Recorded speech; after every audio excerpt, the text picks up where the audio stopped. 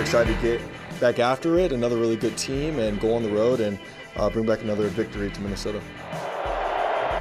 Welcome back to another edition of Enough Said. My name is Dan Barreiro. Justin Gaard is with me, and Lori Fisher is sort of the conductor of this symphonic orchestra. The Josh Dobbs of the show. Yeah, runs it. When it's going well, it's all because of her. When it's going poorly, it's on each of us. Like he said, get after it. We're going to get after it too. Get after it? That's your catchphrase. You guys are very similar. He took it from me. We're not exercising with you, Lori. We're just doing a TV show. Okay, well, let's move on then. Right. As I always say, Minnesota now 6-4 after beating the Saints. The Pastronaut did it again. Vikings quarterback Josh Dobbs says being an engineer and a quarterback have a lot in common. Problems thrown at you, and you have to critically think under pressure. The Vikings also bringing back linebacker Anthony Barr. Taking on the Broncos, 4-5 Sunday night. Denver has won 3 in a row, Dan. Well, I have to ask Justin, because I have a hunch. You watched the whole game, right?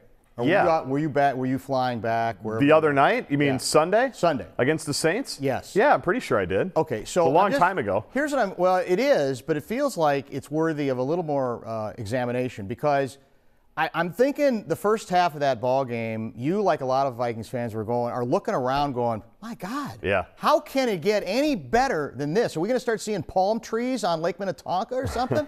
I mean, everything went right offensively. They were offensive. They scored 24 points. The defense did its job. And I think everybody was kind of waiting for the rude awakening. Like, well, okay, it was an adrenaline game the week before. What's realistic here? And the Vikings were like a machine. Yeah. Everything was working. Coaching, offense, defense. Now, it tightened up in the second half. But for a half, I think you're saying, God, this is even more fun than we thought it was going to be the week before. And you have Dobbs, when it's all melting down, he mentions engineering and quarterbacking are the same. I don't think of any engineers that have to go sprinting full speed out of a pocket, evade tackles. Kevin O'Connell at the end of the touchdown run just threw his arms up. That's been the big video this week, because he's even sitting there going, how can it possibly get any better than this? This guy just got here. He's making great throws. He's got a great vibe with the tight end already, and now he's just doing this with his feet. It was a really enjoyable day. And, yeah, it was disappointing that they kind of did take the pedal off the gas a little bit. I think this is probably the run I'm talking about. I mean, what do you do here? Look at Dobbs, and then he gets to the corner, and he brings the whole U.S. Bank Stadium crowd with him, tells them that he wants the love right there. It's beautiful. You want him to get killed. You want him to run recklessly up and down the field, and be careful what you wish for, because then he's going to end up on the injured list. No, but it is pretty funny that even Kevin O'Connell has been saying, I'm not used to this. No. And when everything else breaks down, to have a guy that can extend things, that can use his legs as a weapon, it's pretty remarkable. Now, this week, I am waiting for the other shoe to drop at some point, because, unfortunately, you've got a couple injuries defensively still, right? We're still waiting on J.J., whether or not he's going to play. The Broncos have said he's going to. I don't know. I'd be surprised. But Caleb Evans not practicing this week. We all know about Jordan Hicks' injury. He's going to be gone for a month. Like, B-Flow has been the underrated sneaky story in the Dobbs mania. Brian Flores in the defense the last few weeks really extending it further back during this 5-game winning streak, and now their injuries are starting to mount a little bit, and that concerns me against a Denver team that, whatever you think of Sean Payton, and you know I hate him, whatever you think of Russell Wilson, and I think I'm bored with him too, they've also won 3 in a row and are starting to feel pretty good about themselves. So if the Vikings don't turn it over, I think they'll be fine. Denver's been living on turnovers, but the injuries in the defense right now are concerning me a little bit. Well, that's fair, although I'm beginning to think I just have to say believe in B-Flow, because that's very true. If you go back to our conversations on this show before the season began, my constant rant was, you guys are being ridiculous about expecting a coordinator to come in and be the guy, change everything about a defense that wasn't just about maybe a coordinator who played it too soft last year, but a team that just doesn't have enough good offensive players. And I got to apologize, I guess, for that sentiment, because to this point, the act of bringing one guy in and completely changing the approach and taking full advantage, for example, what Danielle Hunter has to offer, getting other people reinvigorated, and I think including actually Harrison Smith, you got to say he has been incredible, the most important offseason acquisition of the year thus far. They're a top 5 defense basically since starting 0-3. And so it is the underrated part of it, and so I'm gonna hang and believe in B-Flow. Well, and we said it at the time because that was all we could say, because they didn't really add a ton. So that was all that we were left with, and it's just awesome for the Vikings that it actually came You true. know, Dobbs seems like a really nice guy, too, for everything he's doing for kids. And if you've listened to his podcast, he just seems like a cool guy. He doesn't have to be a nice guy to be effective, Lori. I know that it's always an important angle for you. It's a bonus. You know how many jackasses have been great quarterbacks in the National You tried, Football Lori. League? You tried to sneak it in. And fans have cheered for them because, you know what? We won another ball game. Well, I'm just trying to make it real. Let's just make it another week in a row, okay? Okay. Okay. What a wild time, though. We'll see how nice you think he is if he throws 3 picks to Denver. Okay. What a wild time for the Timberwolves. Up until Wednesday night, they were on a 7-game winning streak. They lost against the Suns. On Tuesday, a big fight right at the start when Golden State Warriors Klay Thompson, Draymond Green, and Wolves Jaden McDaniels were ejected for fighting. Rudy Gobert even put in a headlock. The Wolves Saturday night against the Pelicans and then back home on Monday against the Knicks. Dan. I've said this on the radio. I'll say it on TV. I'm actually more annoyed by Steve Kerr, the Warriors coach, than I am Draymond Green, whose problems controlling his inclination for violence downright disturbing at this point. He should have the minimum suspension to me was 5 games. I actually think it should have been even more, to tell you the truth, but I'll take the 5. The problem is how disingenuous. Steve Kerr ripped everybody, including 2 Timberwolves, yelled at Rudy Gobert later during the game for an elbow, and continually gutless on ever holding Draymond Green responsible for or accountable for anything. Now he's trying to backpedal. Right. Thursday night, finally. Not very effective. Right. Way too late for me. And he's such a lecturer. You know, he's such a wag his finger about this. These guys aren't doing this right, and these guys aren't doing these other things right. And his own team, he can't obviously control, because that was started, as far as I'm concerned, by Klay Thompson. Yeah. And escalated to a whole new level by Draymond Green. Period. End of story. And can I talk about Cat catching strays here? I continue to be puzzled by your guy. I know, Patrick Beverley and others, to the Karl Anthony Towns, I guess, standoffishness. He was supposed to punch Draymond. You didn't know that, did you? Apparently not, because for the last, how many years has Cat been in the league? 8, but certainly the last 3 or 4, all we've been asking for him is to do what? Control his emotions, show some maturity. Himself. Be composed. And we all knew, you talked about it on the radio. The radio show starts at 3 o'clock. At about 3:02, you said, Draymond Green's going to do something tonight. Are the Wolves smart enough to chill on it and not let it affect him? Rudy Gobert basically had both of his hands up while he was in the chokehold. He escalated nothing. And Karl Anthony Towns, I thought, did what he was supposed to do. Get over there, make sure nothing's crazy, but certainly don't get tossed along with Draymond Green, because the Wolves need you. I thought Cat showed extreme maturity. And potentially suspended as well. Yes, I thought Cat showed great maturity in that moment. I thought that was absolutely the right thing to do. And to think that he's catching strays because he didn't also do what Draymond Green wanted him to do, which is react, put him in a headlock, get tossed, get suspended, as you say, I think to me is the strangest part of this whole week. And by the way, Cat was the only guy that did anything against the Warriors on Tuesday night until the last 4 or 5 minutes. They don't win that game without him. He was terrific. And I thought the team showed good maturity in an awful game for everybody until the final couple of minutes. I would have liked to see him compete better against Phoenix. I know we don't have a lot of time for that. Not that they needed to win it, but to be down 27 in the third is a little ridiculous. They still got to, manage that whole thing, and Gobert and Conley talked about it. But I had no problems with Cat's reaction there, and in fact, I actually appreciate it. Let me throw something else really quick into the mix here. Is it gutless to say, I don't know if I want to mess to that degree with Draymond Green? Right. What Draymond Green has you don't know what his line is. He's capable of anything. So that angle was overplayed. You're right, though. It wasn't a sin to lose to Phoenix. They weren't going to win every game. Right. But listen to the veterans. Rudy and Conley sent the right messages after that game and said, we still need to learn to play better and not necessarily concede just because we're supposed to concede because we got to the hotel at 3 a.m. I want to get to Gopher football because we did not talk about it last week, and I got an email about it. So we need to get to it real quick here. They're playing undefeated Ohio State. So our show's being dictated by individual emails now? Well, no, I mean, it deserves a segment. Oh, okay. Okay. They're playing Ohio State on Saturday. The Gophers 5-5 overall, 3-4 in the Big Ten play after losing to Purdue last week. And a tough time for the team. Hopes for a Big West title over with, and they need to win to make a bowl game. Just 2 games left this season, Justin. And do they have enough time to fix this defense? Because out of nowhere now, all of a sudden, I shouldn't say that. It's been an inconsistent defense all season long. Now it's like a non-existent one, starting with the final drive against Illinois. We didn't talk about it last week. A complete meltdown that included a 4th and 11 with a backup quarterback that puts you in a really precarious situation standing-wise. And then we learn it doesn't matter because you absolutely got run out of West Lafayette. The defense was disturbing, the lack of defense. 600 yards for Purdue, 300 yards on the ground. I know there's injuries. I know there's depth issues. I understand all of those probably, and actually am willing to buy them probably more than most people. But the unfortunate thing is you're not going to have much time to get healthy tomorrow because you've got maybe the best team in the country with all their skill positions, and you're going to be up against it to try to make a bowl game and keep the Axe against Wisconsin. So they don't have a lot of time to figure this thing out, and with the way that they have these depth issues and things now, I don't think they can. Over the course of a season, if you're comparing, meltdowns, what's worse?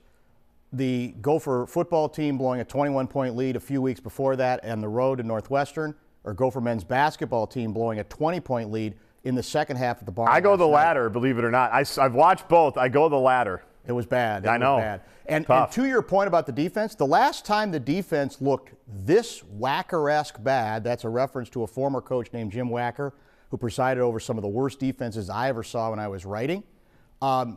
P.J. Fleck fired his coordinator, right, and got the guy who's now in charge and who up till now has been the stabilizer. But they look that, to me, Guardsy, you're there, presumably talking to the coach on the sidelines at halftime. I don't know. We'll get to that later.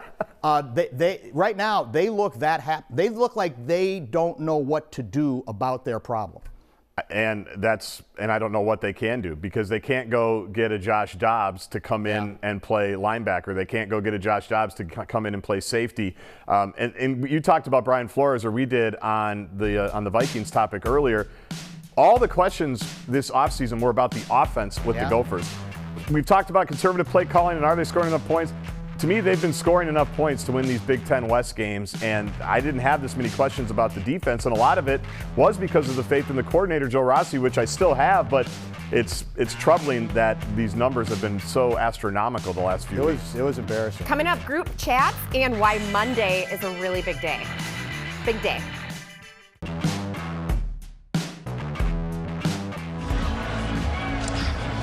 I want to thank the Lord.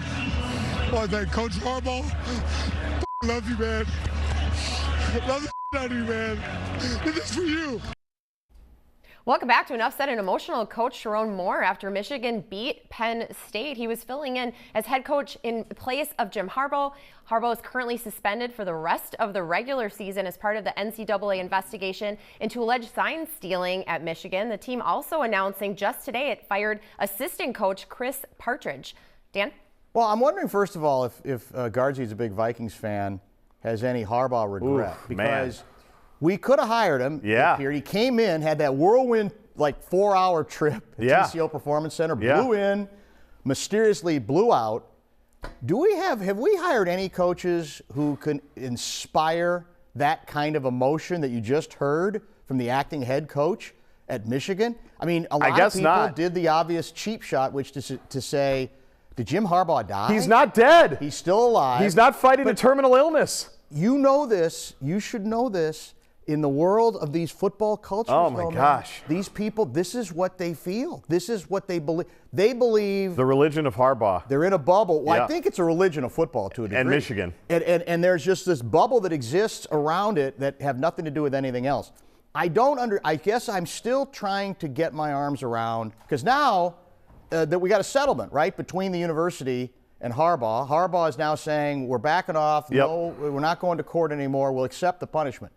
I'm still in the group that wonders, what was the point of the punishment in the first place, which to me felt like halfway. Like, okay, we're going to nail you kind of, sort of, but not completely. If you have the goods, deliver them in a report, which they didn't do, did they? I don't think there was a statement that detailed every aspect of how they came to this conclusion. And then to me, and I don't want to, like I said, the last thing I want to do is turn Harbaugh into a martyr, and I think, sadly, that was what the Big Ten decision did. I would rather you wait it out, as uncomfortable as this is, until you have all the facts in and feel like you can come to a meaningful conclusion. You tell me. How do you do this halfway? To Well, me, it I would just say, comes off as a bad signal. But if there's a crime committed or something happens to a player and there's got to be an investigation, a lot of times they're suspended pending further investigation. So I actually have no problem with the head coach being suspended for this. They admitted they haven't even connected him to it yet. What? Right? Yes, but someone has to be suspended when you can tell the entire operation is going coast to coast. They just fired this other guy who apparently was trying to cover some stuff up. I didn't have any problem with the suspension in general. They really only could, with their own Big Ten bylaws, do a minimal suspension like they're doing, and he can still coach and do all those things. My problem is letting him get on the plane Friday and allowing the martyrdom absolutely is absurd.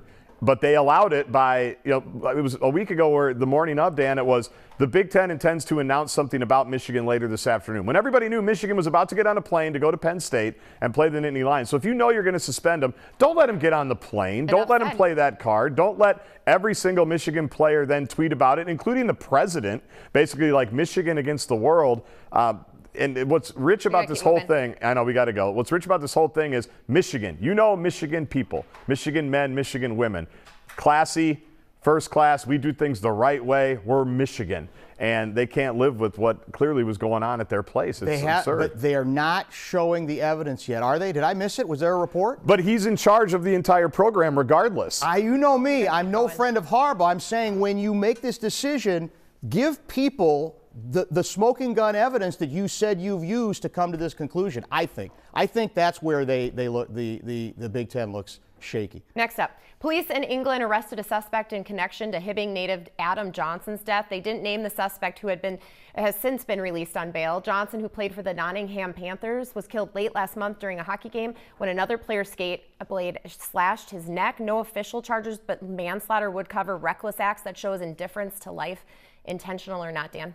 I have, this is an excruciating story, and I don't like to, I'm not comfortable, I don't think many people should be comfortable getting into the business of intent, of what two hockey players, or what one hockey player in this case, intended to do. That's so complicated and so difficult, especially in the sport of hockey, which is at a different speed.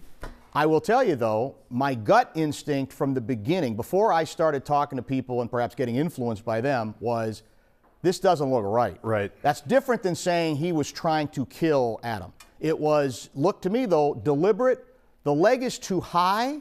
The skate is up too much. And to me, he could see my skate is going to come in contact with, at the very least, the head of the player that maybe for whatever reason I'm frustrated by. I don't know. So I guess I'm not surprised we're at this point where the investigation has led to this position. Whether there's a, legally it can be proven, I'm not sure I understand the way manslaughter laws work there. We'll have to find out. No, and that's exactly right. And certainly, the manslaughter part of it is a lot different than murder. I think we're all smart enough to understand that. You might not have intended to do it, but with the action, with the choice that you made, with the decision that you made on that night, the decision you made on that shift, on that ice, led to this outcome. And if it's the same as at the way it works in the United States, then the other player is probably in trouble. I was torn on it as well, Dan, as you know. I won't even watch the video because I might be derelict of duty here of not watching it. But talking to a number of people, it is interesting to hear how many people are torn on exactly what happened that night. But I'm with you, just the people that I trust knowing it,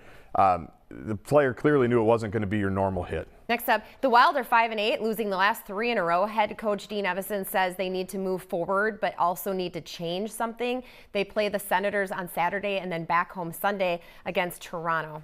Justin? They're in Sweden, and I went back to last April, this was announced, this big Sweden series, and it was a lot of fanfare. It's going to be awesome. You can buy your fan packages now. I'm guessing in the fine print it didn't say we're still going to go to Sweden even if the season is in turmoil and we have no idea which direction it's going to go. And we might leave half the organization in Sweden on the way back if we don't get 4 points. I don't think the idea mid-November in sending these teams over there was having at least one of them in full-on crisis. And I think that's what the Wild are in right now. Their goaltending has been non-existent, right? Almost regardless of who's in there. Their defense is not very good. Their penalty kill is atrocious. 5 power play goals Dallas scored the last game stateside before they went over there. And 2 shorthanded. And 2 shorthanded. They don't really know how to fix it. Kirill Kaprizov may or may not be injured. We're not exactly sure. Matt Boldy has been slow to come back off of his injury. This isn't what the Sweden trip was supposed to be about. And you've got Bill Guerin at fan events telling anybody that can listen, if you see our players running around, please let them know we're here to get 4 points. Now, he would say that in America or Sweden, but it's just it's unfortunate that this is where they are because they are in a full-blown crisis, I think, at the moment. Lou Nanne is my guide on a lot of things, although Louis did not think that the hockey player who led to the death of Adam Johnson with his move did it deliberately. I just ended up disagreeing with him on that, as dangerous as that is to do, because I've got so much respect for Louis. I am listening to Louis here, and this is what concerns me. Louis, who tries to be honest, but also he loves the hometown team. He does. Right? Last time we had him on the radio, I said, how worried are you about this team coming out of this? And he said, very worried. That's rare for Louis to be that direct, and it concerns me that what he is having difficulty seeing is the way out for a big jump. Right. They're going to win more games, but where's the big jump going to come? And you name it, I mean, the power play penalty kill situation's a joke. And here's another thing. It's lightning round time. Fox Sports and Amazon Prime Video host Charissa Thompson admits she used to make up reports earlier in her career when football coaches wouldn't talk. She's taken a lot of heat, Justin. Yeah, sideline reporter. Deservedly so. Yeah, I mean, it's preposterous. Are you as outraged as the rest of them? Yes, it's preposterous to put me in that category, though. I just look at what Michelle Tafoya says, what Andrea Kramer says, what Lisa Salter says. What annoys me about this, Dan, is that it's devolved into another conversation about, well, what do those reports even mean anyway? Which is not the point. We've talked about this with Michigan. You can have that argument in discussion. You can, then don't have it. But if you're going to have a sideline reporter, if you're going to take the check to be a sideline reporter, then do the job of the sideline reporter. It shouldn't be that complicated. I hate to say this, but because I think people go to this card too quickly, I think this is in part a privilege story, man. She felt comfortable enough to say it, admitted, well, I said it once before, I guess I didn't get fired. You know, look who I am. Who's going to touch me? I'm just going to go with it. Next up. Horrible mistake, bad look, no excuse for it. It sets a lot of people back, 100%. quite frankly. She came up on Instagram saying she never lied or was unethical, she's still a little confused by all this. She's playing the back pedal. Taylor Swift and Travis Kelce's parents are expected to meet at Monday's Kansas City game. In case you missed it, Dan. I knew you'd squeeze this in. Kelsey traveled to Argentina for her show last weekend. She changed the lyrics to Karma about him, and they embraced and kissed afterwards. Oh, we're so happy. So what are you asking us to? What are you asking us to add about this? Is this just you letting people know? Again, pure joy, right? Look at that. That's so emotional. That's great. And the parents are meeting. It looks staged. I hope they like each other. Big moment. This is what I think it rules out, that it's a publicity stunt for all those haters out there. No, see, you're so, God, you are and so finally, naive.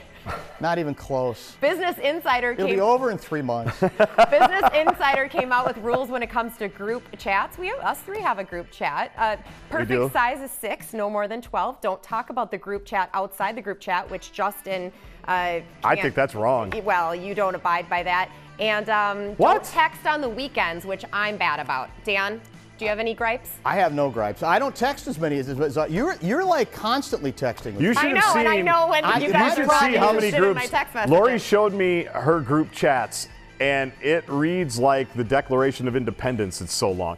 It's unbelievable. The 10 Commandments. I got a finger problem where I always hit the wrong keys, and then I get frustrated on the phone, and then I just say, why am I even texting at all? And don't Lori, use you too definitely, many emojis. by the way, don't throw me under the bus. You absolutely text outside of the group chats. Right, but you always say it out loud what we actually text. Sometimes. Okay. If the public needs to. Just know if you text Lori in a group